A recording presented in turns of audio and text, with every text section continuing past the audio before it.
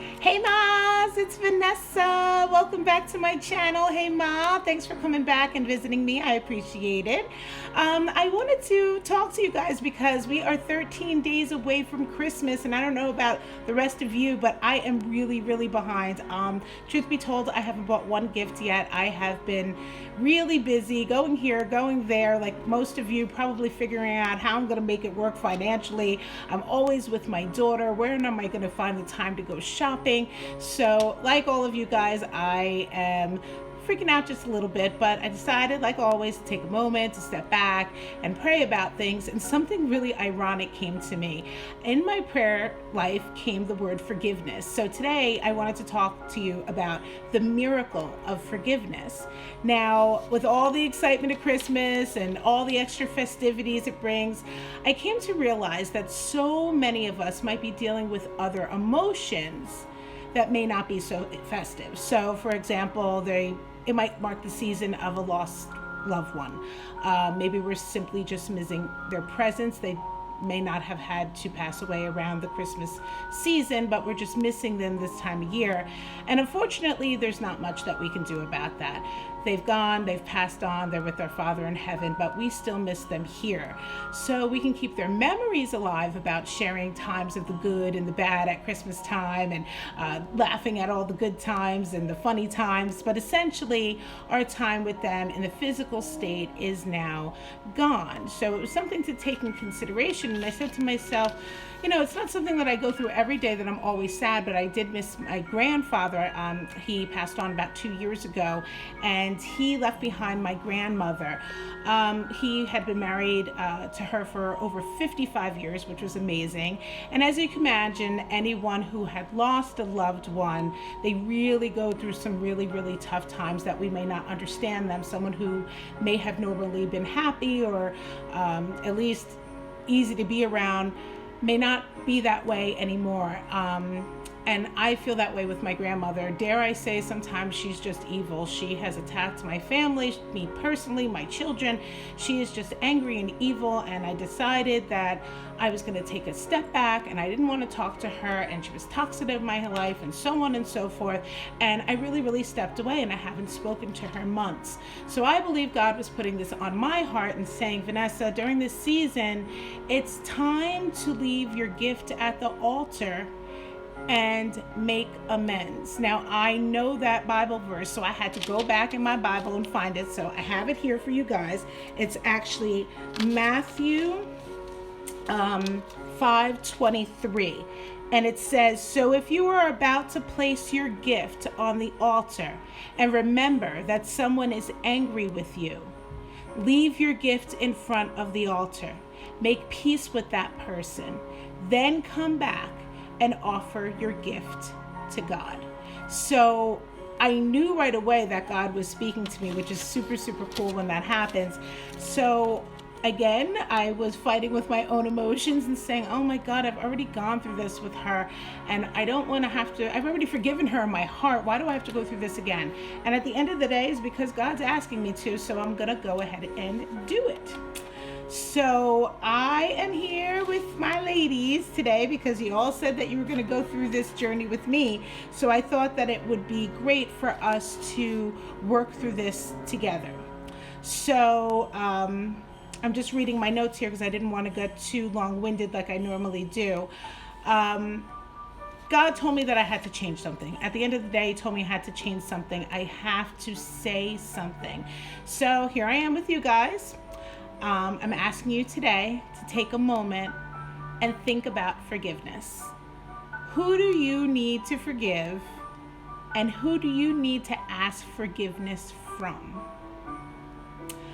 It could be someone who simply calls at the wrong time. I don't know about you guys, but I have a few people that God bless them, but they're always calling at the wrong time, and I have to press decline, whether I be working with Avi with homeschooling, or I'm picking up packages at the food store, or I'm just got out of the shower, and I feel so bad because those people are always on my mind, and I promise in my head that I'm going to get back to them, and I don't, and I fall short, and I feel really bad, and I think about these people all the time, but I don't get to reach out. So again, if you're any of those people, you know who you are.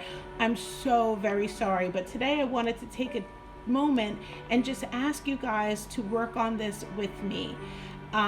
It could be an estranged family member. It could be someone as close to you as your husband or your child.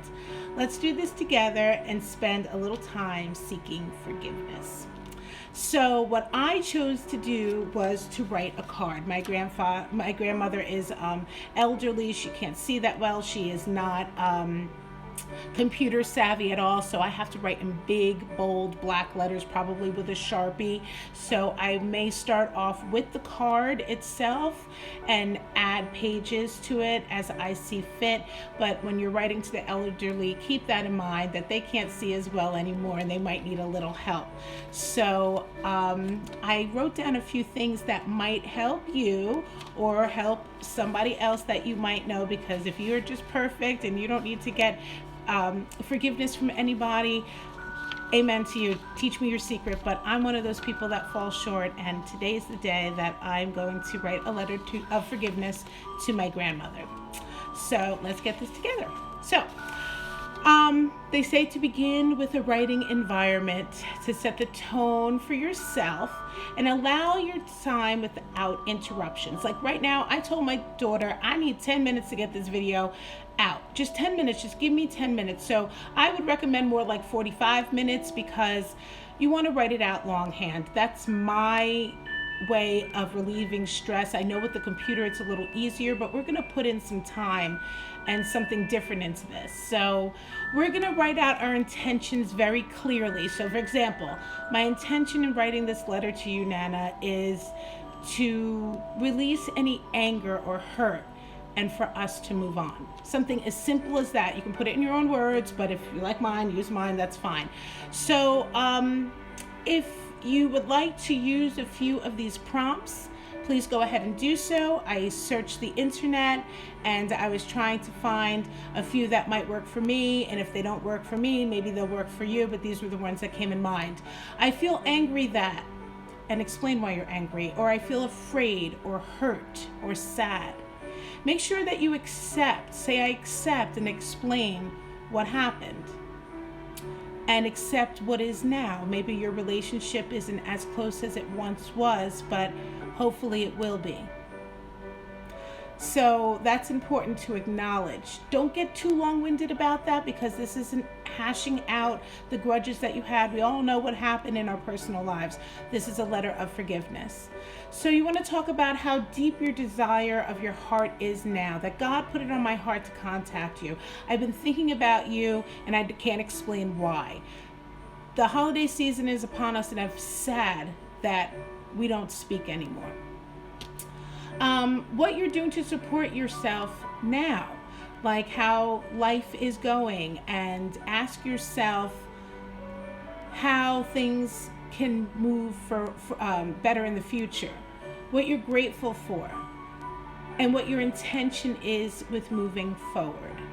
So I didn't start my letter to my grandmother yet, but something like this, I might say, hey Nana, I'm sorry. I'm sorry for not reaching out sooner, but God did put it on my heart to reach out to you. I know that these times are tough with Papa not around, and I want to know that you know that I am here. Even though we don't speak every day, maybe we had a fallout and maybe we have our differences, but today I'm writing this card to let you know that I love you and I'm asking you to forgive me. And that's it. That's what came to my heart right now. That just came out of my heart through my lips into all of you. And that's how I will write and approach my grandmother, and maybe put a Christmas card with the pictures and the dog and the cat in there for her to see. We don't live near each other, but it would be a way for me to reach out. That doesn't cost a thing. A stamp, 52 cents, which is nothing. And it would be a great example for my children. I plan to do this with my daughter in the room and let her know what I'm doing. I may not ask her to directly participate because this is an issue that's an adult matter, where my feelings were hurt. These weren't necessarily my daughter's feelings or my husband's feelings or my son's feelings. These were my feelings, so they're going to come from me, but I think that it would be a really good example to do it in her presence. So I think this is going to be very energizing. I think that it's going to work a miracle. I really do. I think it creates a breakthrough, spontaneous physical, mental healing, if you will. And I believe that it really works. So I hope that you guys don't all get caught up in the Christmas hustle and bustle without trying this.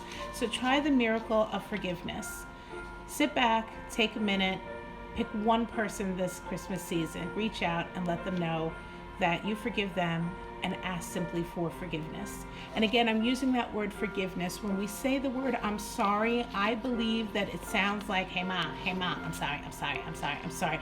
But when somebody asks you to forgive them, something else happens. You kind of sit up straight and it feels a little different, and you might lean in and say, oh, this is different.